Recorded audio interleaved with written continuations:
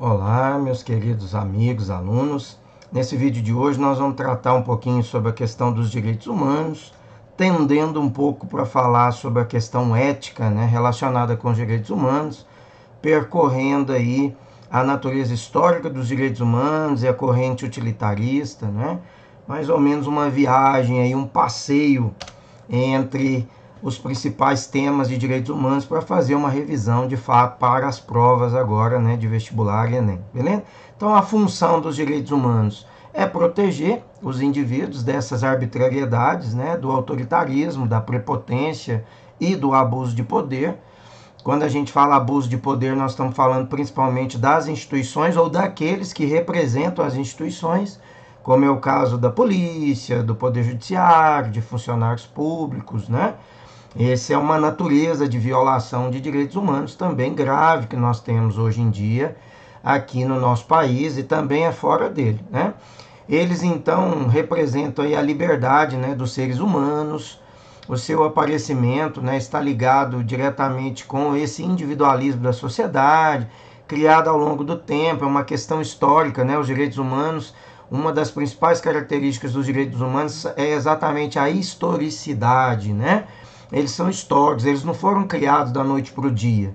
Eles são uma luta histórica que começa lá na Grécia Antiga e vai se consolidando, principalmente a partir de 1789, na França, quando nós vamos ter a declaração do Universal ali, da Constituição de 1789, na Revolução Francesa, e depois a Declaração Universal dos Direitos do Homem, em 1948, feita pela ONU. Então, é a partir dessa forma aí, a partir desse mecanismo, que a função desses direitos são exatamente proteger a todos nós, consolidar uma regra, um conjunto de direitos que possam fazer com que o ser humano, seja prioridade, com que a vida seja protegida, com que a cidadania seja de fato garantida e que todos nós vivamos de acordo com princípios universais de dignidade humana, Então, a proteção, a civilização, a democracia é algo extremamente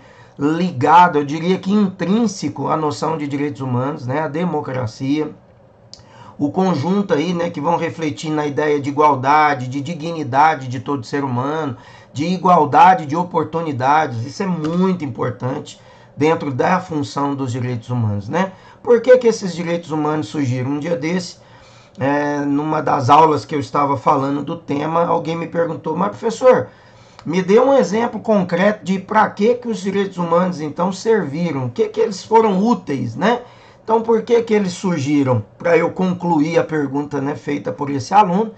Então, os direitos humanos eles surgiram devido à necessidade de proteção da população perante a ação de prepotência, principalmente do Estado, ou de órgãos associados ao Estado ou de funcionários públicos, de funcionários ao Estado.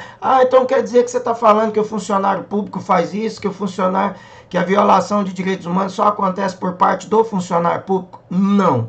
Eu estou dizendo que eles surgiram pela necessidade de criar mecanismo que pudesse proteger a sociedade, proteger o ser humano, diante de abusos feitos pelo governo, pelos órgãos ligados ao governo, pelas associações, repartições, autarquias ligadas ao governo, porque foi assim a origem, precípua de de ações violentas que prejudicavam e que violavam a vida.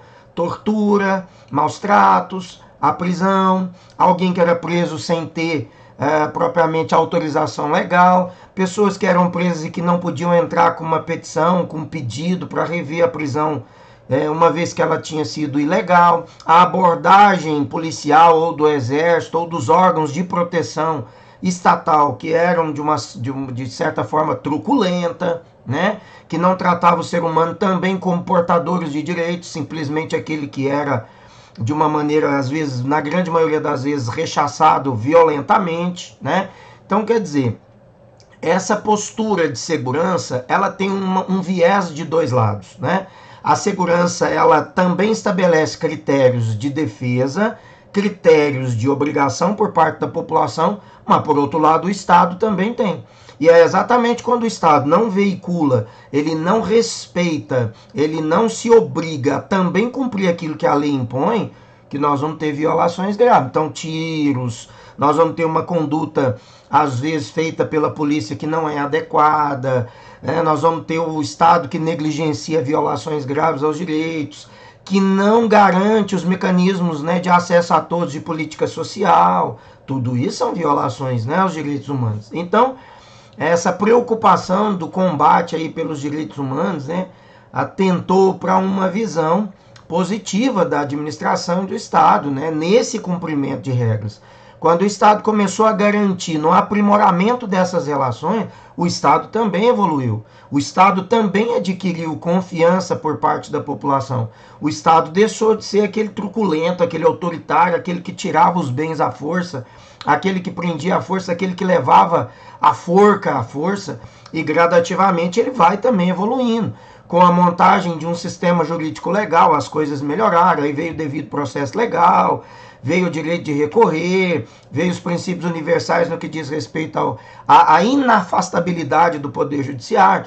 Então essas garantias, essa execução por parte do Estado também garantiu a ele lisura, garantiu a ele confiança. As pessoas passaram a confiar que o Estado também pudesse protegê-las. Então, por mais que há aí uma condenação, né, feita à política de direitos humanos, ela é a garantia efetiva da gente viver numa sociedade igual, numa sociedade justa, numa sociedade que respeita, numa sociedade que garante a dignidade das pessoas. Os direitos humanos não são uma instituição, eles não são um grupo de pessoas. Os direitos humanos é uma grande organização de leis que garantem as obrigações, as responsabilidades, tanto do poder público quanto da sociedade. E aquele que por alguma razão violar o que é direito, violar o que é garantia do outro, com certeza tem que responder por essa violação, né? Porque senão nós vamos voltar ao estado de arbitrariedades, de espancamentos, como nós vimos o moço lá no Carrefour ser espancado até a morte. Então, quer dizer, nós vamos voltar a amarrar as pessoas no poste, nós vamos voltar a fazer linchamentos, nós vamos voltar a bater nas pessoas, nós vamos voltar a não permitir que as pessoas se defendam. O mecanismo de defesa ou de proteção vai ser somente a arma, vai ser somente a paulada, vai ser somente a pedrada, como se fazia na Palestina, como se historicamente se punia pessoas na sociedade? Acredito que não, né?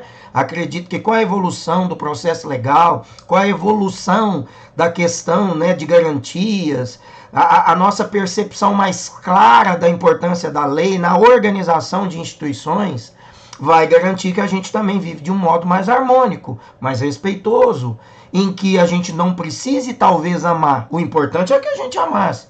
Mas se não é importante, se não é possível amar o semelhante, que a gente pelo menos possa respeitá-lo, respeitá-la de uma maneira que a gente conviva nessa sociedade de uma maneira harmônica, né, sem viver um processo de guerra, né, de guerrilha o tempo todo.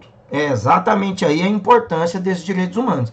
Voltando à pergunta então do meu aluno, para que esses direitos humanos então serviram? Serviram exatamente para que a gente pudesse falar hoje, para que a gente tivesse direitos trabalhistas hoje, para que a gente pudesse manifestar até em rede social um monte de disseminação de fake news que condenam exatamente a ideia de direitos humanos. Esses direitos humanos garantiram proteção à mulher, proteção à criança, proteção à pessoa que tem uma deficiência física, mental. Foram eles que garantiram aposentadorias, foram eles que garantiram o direito ao tratamento, ao exame, ao estudo, ao transporte de qualidade, à segurança pública. Foram eles que garantiram que quando tivesse uma arbitrariedade, que a gente pudesse recorrer aos órgãos, né? Qualquer pessoa sabe recorrer dos seus direitos quando se sentem lesados. Mas, no entanto, se incomodam quando a proteção universal dos direitos humanos protege os hipossuficientes, protege os que precisam de proteção em razão de serem da cor preta ou de serem do grupo de excluídos, de ser mulher, de ser negro, de ser pobre, de ser imigrante, tantas violações a direitos humanos de grupos específicos no mundo e no Brasil, né? No entanto, nós sabemos de cor quando nós precisamos cobrar aquilo que a gente sabe que é nosso direito, mas a gente tem dificuldade de entender que os outros também têm direito a comer, tem direito a estudar, tem direito a poder entrar nas instituições, tem direito a ver o filho, a filha, estudar e ter um atendimento médico de qualidade, ter direito de expressão, ter direito de locomoção. É para isso que esses direitos humanos serviram. E é exatamente por conta desses direitos humanos que nós vamos ter uma relação minimamente equilibrada e um tanto quanto evoluída diante de tantas atrocidades que já se viu praticar e ainda algumas que nós precisamos rechaçar, como o fato de espancar as pessoas até a morte, como o fato de arrastar pessoas em caminhonetes, exatamente porque se considera que ela é perigosa, é ladrão, é isso, é aquilo, ou da gente estuprar mulheres colocando bebida ou colocando pílulas de drogas entorpecentes que vai tirar a defesa dessas mulheres, como nós vimos acontecer com a Mariana Ferrer aqui mesmo no Brasil. Então, quer dizer, todas essas questões são temas de direitos humanos e elas precisam ser vividas plenamente e respeitadas, né? Não tem ninguém que é melhor do que o outro. Não é porque tem a conta bancária, ou porque tem o nome de família, ou porque mora em tal lugar, ou porque o pai tem o cargo X ou a mãe o cargo Y, que necessariamente a gente não precisa também respeitar a lei, que é universal e todos nós estamos abaixo dessa lei, né? Então a lei serve para todos, assim como nós temos direito, nós também precisamos respeitar os direitos, porque é assim que nós vamos viver de modo harmônico nessa sociedade. Então isso é muito importante, né? Muito importante. A aplicação dos direitos humanos, eles são aplicados no cotidiano, como eu disse, das nossas nações, dos nossos países, né? Nas comunidades. A ONU é a grande instituição que vem divulgando, familiarizando, né, e educando para que a gente possa ter cada vez familiaridade, sensibilidade em relação à política de direitos humanos, né? O grande exemplo, por exemplo, né, redundante até a minha fala, a Convenção Europeia, né, dos Direitos Humanos de 1950, a Declaração Universal de 1948, a concessão, né, da independência dos países e dos povos colonizados em 1963, então, e outros tantos, né, que protege a cultura, o Pacto de São José da Costa Rica, que garante a proteção aos prisioneiros de guerra. Então, são várias legislações que vêm garantir, vêm mostrar como esses direitos são aplicados, né?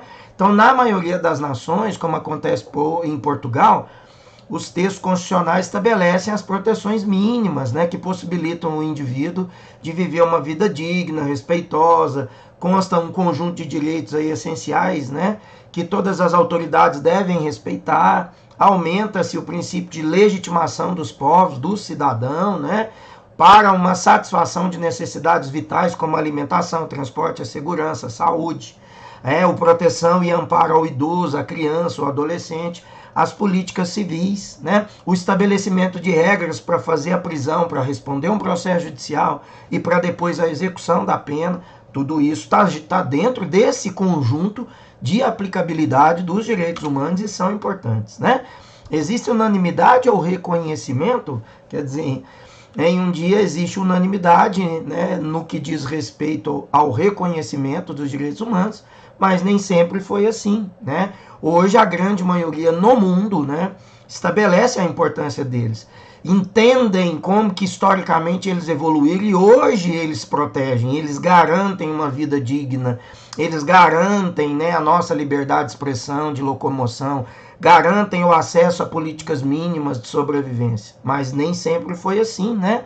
Em muito tempo nós vimos e assistimos atrocidades marcantes. Nós ainda vemos, em razão, né, de questões culturais, lá no Oriente Médio, na cultura muçulmana, que as mulheres ainda estão aí na tangência, né, de acesso pleno a esses direitos, né? Nós sabemos que ainda há várias atrocidades, né, violência, sobretudo ao que os povos negros ainda sofrem, né, os imigrantes ainda sofrem.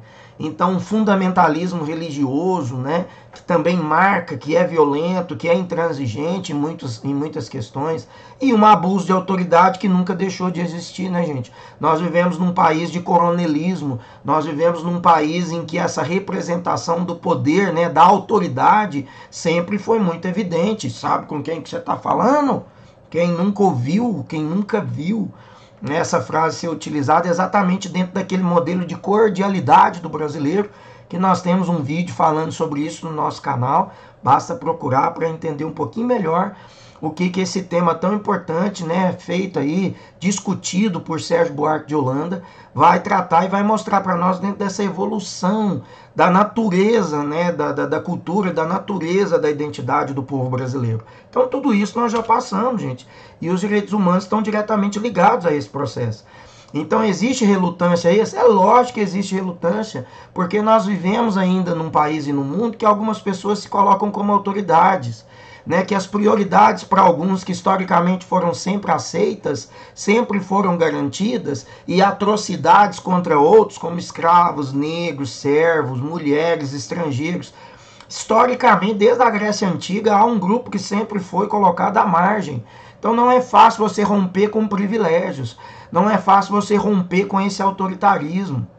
As declarações, elas vêm sendo um incentivo para que a gente familiarize com a política de direitos humanos, que a gente entenda a importância dos direitos humanos para a vida social, para a validade das normas, das regras, a importância do funcionamento das instituições sociais, como Supremo, STJ, INSS, o Tribunal Regional Federal, o Poder Judiciário, a Câmara Federal, o Senado Federal, as Assembleias Legislativas do Estado, as câmaras de vereadores, os órgãos executivos, as autarquias executivas, né, ligadas ao Poder Executivo. Então, nada disso, gente, surgiu do nada. Isso é um processo de evolução.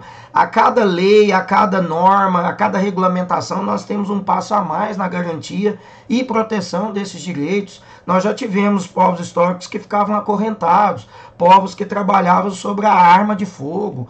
Nós ainda temos trabalho escravos? Temos. Nós ainda temos tráfico de pessoas? Temos. Mas muito se diminui. Isso muito, né? Já diminuiu muito, muito se evoluiu na garantia, na política, na validade de direitos.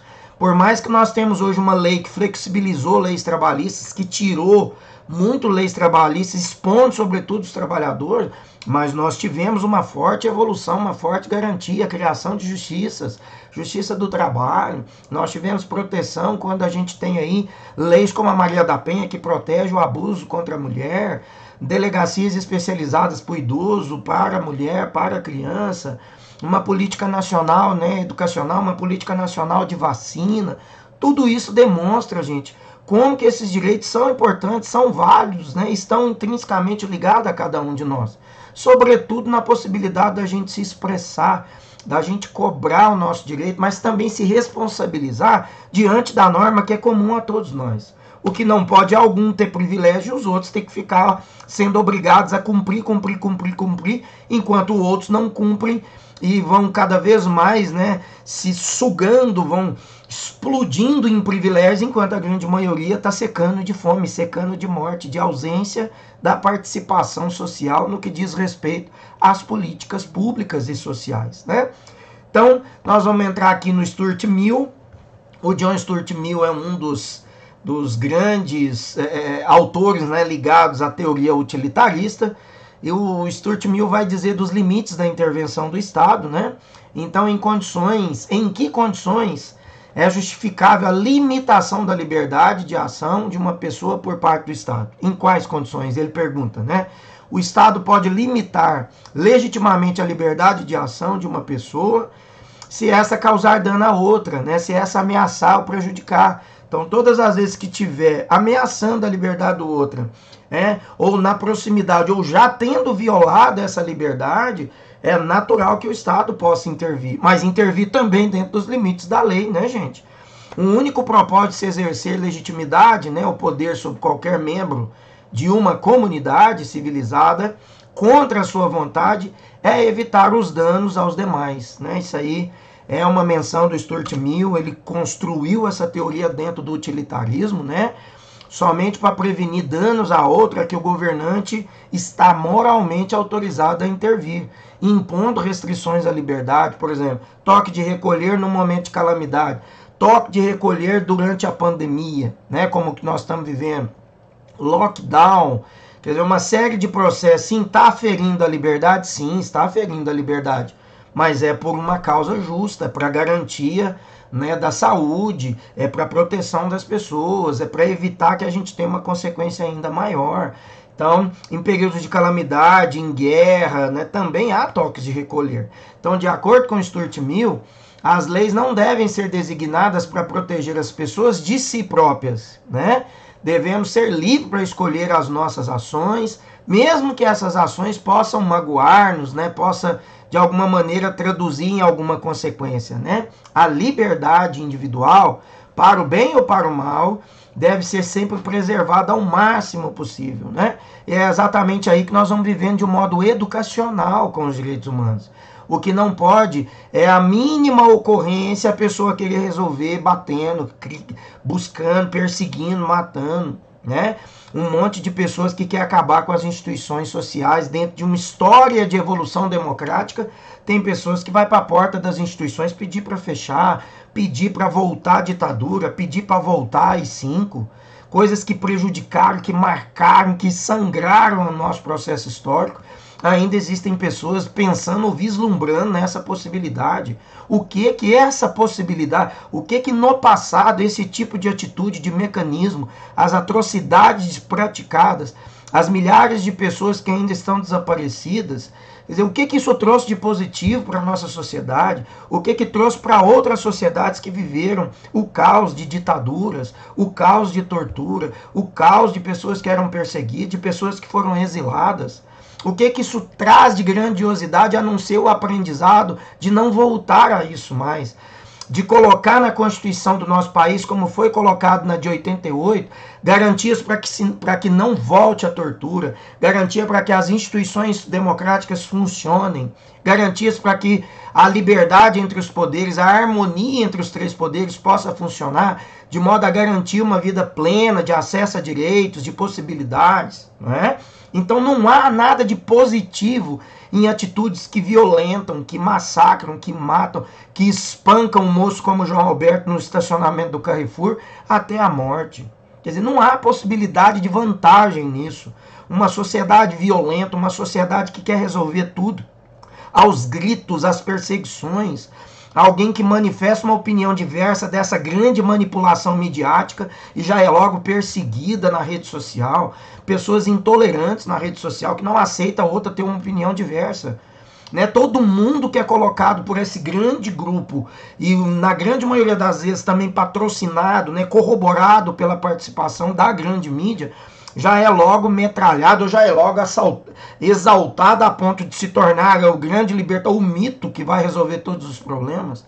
Quer dizer, há uma confusão ideológica perpetrada de maneira clara, evidente, planejada, e muita gente está sendo vítima de todo esse processo, vítima de perdas de direito, de instituições que estão sendo, né, de uma maneira ou outra direcionada para proteger grupo X ou para proteger grupo Y, enquanto que elas todas deveriam funcionar de modo harmônico para proteger a todos nós, para garantir a todos nós aquilo que é a política de direitos, aquilo que é a autêntica liberdade, né?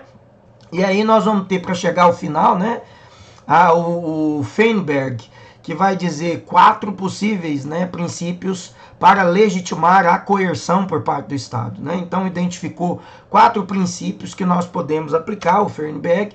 O princípio do dano, que é quando o governo pode proibir ações que irão causar danos, né, riscos às outras pessoas. O princípio da ofensa, pode proibir a conduta, né, que ofenda seriamente as outras pessoas, entre elas está o próprio preconceito, né? O paternalismo, o governo pode proibir ações que provoquem sérios danos e que tenham alto risco, né, de provocar danos às pessoas que as comete, mesmo que ninguém se magoe. Né? O moralismo legal, o governo pode proibir o comportamento imoral, mesmo que estes não magoem, não ofendam ninguém. Então são os 4 princípios, né, escritos aí por Feinberg. Feinberg distingue forte e suave, né, o paternalismo. O paternalismo forte aceita como razão a legislação criminal ser necessário para proteger adultos competentes contra a sua vontade de consequências prejudiciais, né, resultantes até mesmo das suas escolhas voluntárias. O paternalismo suave é aquele que sustenta que o Estado tem o direito de prevenir condutas prejudiciais quando essas condutas são involuntárias. Né? E aí o Feinberg, ele vai falar também dentro desse princípio de paternalismo suave, gente, a ideia, né, de que o governo, para temporariamente, né, ele possa ali parar, estabilizar ou estabelecer barreiras, né, limites, né, do adulto de fazer algo diretamente prejudicial ou extremamente perigoso para si mesmo ou para as outras pessoas, né? Se a pessoa não for competente, o governo também deve protegê-la, ele deve evitar que alguém que não tenha competência para exercer esse paternalismo possa exercer de modo a prejudicar a todos, né? E o dano, né, do moralismo legal, de acordo com essa filosofia, né, é moralmente legítimo para o governo proibir comportamento, né, que seja considerado imoral. De acordo com Feinberg, a justificação para o moralismo legal relaciona-se então com a necessidade de proteger e de preservar o modo de vida de uma comunidade, como no caso dos indígenas, né? Aqui nós já falamos, né, do Feinberg, e a proteção e preservação do modo de vida, né, é uma fraca justificação para a coerção. Então muita gente está usando a desculpa da coerção para proteger, quando na verdade estão sendo mais violentos do que aqueles que eles supostamente pretendem proteger. É isso que tem que tomar cuidado, né? Às vezes o Estado ou os órgãos ligados ao poder estatal, ele é mais violento do que aqueles que ele tenta proibir, que eles tenta coibir, né? Ele é mais violento, ele gera mais consequências do que aquele que supostamente ele estaria protegendo, né? E aí, entrando na reta final, nós vamos falar do Fernando Savater, que infelizmente faleceu, né, 2 anos atrás. Ele defende o amor próprio do homem, né, o desejo do homem se conservar, potencializar suas capacidades e perpetuar-se, né, com um grande fundamento da ética, né, o valor, o amor próprio do homem, a razão desses indivíduos, segundo Fernando Savater, né? E esse amor é vivenciado através das sociedades, das suas culturas, a resistência à morte, a resistência à violência. A morte vai sempre opor-se à liberdade e à vida, né, gente? Além disso, ele defende, então, uma concepção diferenciada e positiva do individualismo, afirmando que é virtude esse individualismo do ponto de vista, gente, da nossa autonomia, do nosso pensamento crítico. Cada um precisa ter a sua reserva de individualismo para que a gente tenha autenticidade na nossa postura, para que a gente tenha clareza do processo de autonomia crítica, né? Através desse individualismo nós vamos também reconhecer os direitos do outro, o nosso próprio direito, né? Visa então que todos esses direitos sejam alvo, né? Todos esses sujeitos sejam alvo desses direitos, sejam protegidos por esses direitos, né? E mais o Peter, né? O Singer, o Albert David Singer, Peter Singer, que a gente costuma chamar, ele defende o princípio utilitarista da igualdade. Segundo esse princípio do utilitarismo, o direito de um indivíduo equivale ao qualquer outro, né? A qualquer de outro indivíduo, né? Sejam quais forem as suas diferenças, as diferenças entre eles, econômicas, raciais, étnicas, né? Defende que os interesses diferenciados de cada um devem ser defendidos. É lógico, gente, aí vai partir naquele princípio de igualdade, né? E de diferença. Há momentos que a minha diferença tem que ser garantida. Por quê? Porque é aquilo que me diferencia culturalmente do outro. E há momentos que eu tenho que lutar pelo acesso igual, né? Eu tenho que lutar pela igualdade. Por quê? Porque senão eu fico na tangência social, eu não sou alvo desses direitos. Então isso é muito importante a gente pensar, a gente garantir, a gente lutar em relação a eles. É isso que o Peter Singer está dizendo. Então, defende que os interesses diferenciados devem ser defendidos, o que exclui, né, as possibilidades de racismo, de sexismo, os preconceitos de gênero, as intolerâncias, né, o especismo entre seres, né, e o seu pensamento, então, causou muita polêmica, né, porque ele enfatiza a importância da gente evitar o sofrimento de qualquer ser capaz de senti-lo, inclusive os animais, né, discute os direitos dos seres de ter a sua autonomia, como vítima das diversas formas de exclusão social. Os embriões, por exemplo, são protegidos, os fetos e os animais também são protegidos, né? É uma defesa do Peter Singer. A ideia de igualdade, né, não depende da inteligência, da condição física, né, da cor da pele, da capacidade moral. Isso é intrínseco a cada um de nós. É assim que os direitos humanos garantem, tá? Olha, chegamos ao final, aí tá a bibliografia do vídeo, né? Tudo que foi consultado para que eu pudesse fazer esse vídeo mais perfeito aí para você, atingir o máximo a possibilidade desse tema, né? Espero que seja útil, me desculpe ficar um pouquinho grande, mas é que o tema é de fato espinhoso, né? E eu deixo um forte abraço e um agradecimento carinhoso a quem ficou comigo até aqui. Tudo de bom.